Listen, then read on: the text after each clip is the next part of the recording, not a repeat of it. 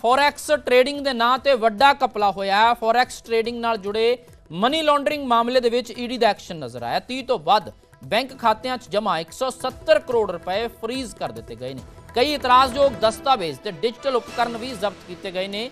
ਮਾਸਟਰਮਾइंड ਨਵਾਬ ਅਲੀ ਜੋ ਦੁਬਈ ਤੋਂ ਇਹ ਗੈਂਗ ਚਲਾਉਂਦਾ ਸੀ, 7 ਮਹੀਨਿਆਂ ਦੇ ਵਿੱਚ 7 ਗੁਣਾ ਰਿਟਰਨ, ਵਿਦੇਸ਼ੀ ਟੂਰ ਤੇ ਐਸਯੂਵੀ ਕਾਰ ਦਾ ਵਾਅਦਾ ਕਰਦੇ ਸੀ ਦੇਣ ਦਾ। ਤੇ ਇਸ ਮਾਮਲੇ ਦੇ ਵਿੱਚ ਹੁਣ ਵੱਡਾ ਫਰਾਡ ਸਾਹਮਣੇ ਆਇਆ ਤੇ ਈਡੀ ਦੇ ਵੱਲੋਂ ਐਕਸ਼ਨ ਲਿਆ ਗਿਆ। ਫੋਰੈਕਸ ਟ੍ਰੇਡਿੰਗ ਦੇ ਨਾਂ ਤੇ ਵੱਡਾ ਘਪਲਾ, ਫੋਰੈਕਸ ਟ੍ਰੇਡਿੰਗ ਨਾਲ ਜੁੜੇ ਮਨੀ ਲਾਂਡਰਿੰਗ ਮਾਮਲੇ ਦੇ ਵਿੱਚ ਈਡੀ ਦਾ ਵੱਡਾ ਐਕਸ਼ਨ। 30 ਤੋਂ ਵੱਧ ਬੈਂਕ ਖਾਤਿਆਂ 'ਚ ਜਮ੍ਹਾਂ 170 ਕਰੋੜ ਰੁਪਏ ਫਰੀਜ਼ ਕਰ ਦਿੱਤੇ ਗਏ ਨੇ। ਕਈ ਇਤਰਾਜ਼ਯੋਗ ਦਸਤਾਵੇਜ਼ ਤੇ ਡਿਜੀਟਲ ਉਪਕਰਨ ਜ਼ਬਤ ਕੀਤੇ ਗਏ ਨੇ। ਮਾਸਟਰਮਾइंड ਨਵਾਬ ਅਲੀ ਦੁਬਈ ਤੋਂ ਇਸ ਗੈਂਗ ਨੂੰ ਚਲਾਉਂਦਾ ਸੀ, 7 ਮਹੀਨਿਆਂ ਦੇ ਵਿੱਚ 7 ਗੁਣਾ ਰਿਟਰਨ ਦੇਣ ਦਾ ਵਾਅਦਾ ਕਰਦੇ ਸੀ, ਵਿਦੇਸ਼ੀ ਟੂਰ ਲਵਾਉਣ ਦਾ ਵਾਅਦਾ ਕਰਦੇ ਸੀ ਤੇ ਐਸਯੂਵੀ ਕਾਰ ਦੇਣ ਦਾ ਵਾਅਦਾ ਕਰਦੇ ਸੀ।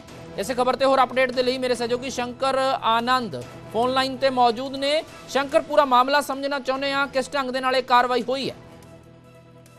ये केंद्रीय जांच एजेंसी ईडी यानी प्रवर्तन निदेशालय ने एक बड़े ऑपरेशन को अंजाम देते हुए गेमिंग और फॉरेक्स ट्रेडिंग एमएलएक्स मामले में तकरीबन 170 करोड़ की संपत्ति को अटैच किया है। और इस मामले में कल एक बड़े सर्च ऑपरेशन की कार्रवाई को भी अंजाम दिया गया था। जिस तरह से इस मामले में अगर सर्च ऑपरेशन की बात करें तो दिल्ली, नोएडा, रोहतक और शामली में सर्च ऑपरेशन की कार्रवाई को अंजाम दिया गया था।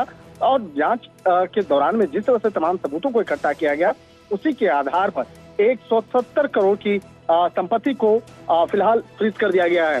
निश्चित तौर पर समझा जा सकता है कि जांच एजेंसी ईडी के द्वारा जिस तरह से कार्रवाई को अंजाम दिया गया है, तो जांच एजेंसी ईडी के द्वारा हरियाणा, नोएडा और हिमाचल से जुड़े हुए कुछ कनेक्शंस पर जिस तरह से इस मामले पर तमाम इनपुट को खंगाला गया और ईडी ने QFX ट्रेड लिमिटेड और उससे जुड़े हुए एक मामले की तफ्तीश जो है जिस तरह से स्टार्ट किया गया, तो इस मामले में कंपनी के निदेशक राजेंद्र सूद, विनीत कुमार, संतोष कुमार और इसके साथ साथ जो मास्टरमाइंड के तौर पर नवाब अली उर्फ लवेश चौधरी का नाम सामने आया। और इस मामले में दुबई और अबू धाबी का अभी कनेक्शन निकल के सामने आया है।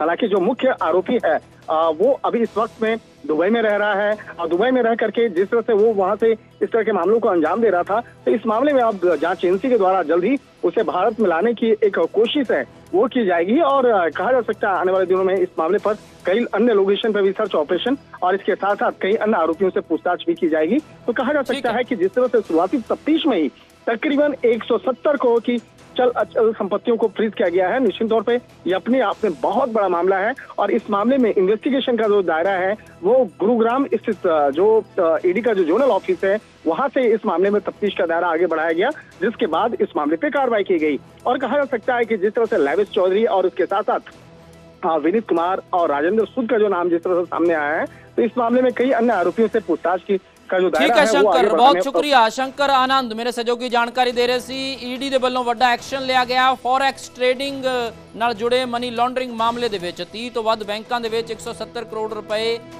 ਫਰੀਜ਼ ਕਰ ਦਿੱਤੇ ਗਏ।